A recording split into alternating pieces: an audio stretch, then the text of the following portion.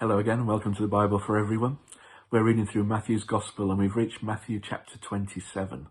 We're about to read about some of the most amazing events in the history of the world. We're going to read about Jesus' death on the cross. And we're going to think a little bit more as we do, I'm sure, about what that means for each one of us. Matthew does it in this incredible way. I always like to imagine things in a connection with films and filmmaking and things like that. That's how I see things and how I understand things quite often. And what we've got here with Matthew is this amazing mix of wide shots, of big, huge events, of things that are of a global, of a cosmic scale. But then at the same time, he will zoom in, and he'll zoom in on one particular little thing, one particular little event. He'll zoom in on the detail of things that give us a better understanding of that wide view of all the events that are going on. We have the intimacy, the closeness, the detail of Judas and what happens to him after his betrayal of Jesus.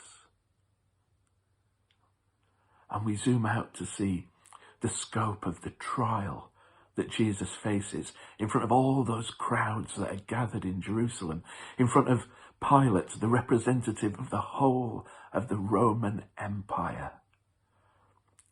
But even within that, we zoom in on Pilate and on his wife and on this discussion that they have before we see the outcome of that. We see the description of the death of one single solitary man on a cross. But we begin to see the effect. And as we think about what that means, and as you listen to this passage being read to you, think about the implication that has for the cosmos, for the universe, for everyone and everything. Such a big, huge scale, but all told from the perspective of that one single man and his death on the cross.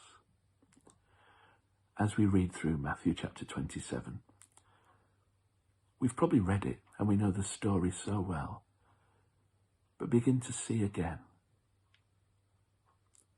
this amazing story of this amazing love that Jesus has for you and for me and for everyone in the world and for the world itself and for the cosmos too, and see how that small single event has implications for everything, for all time.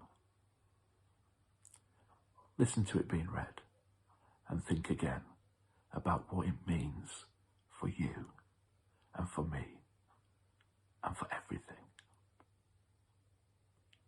Grace and peace, everyone.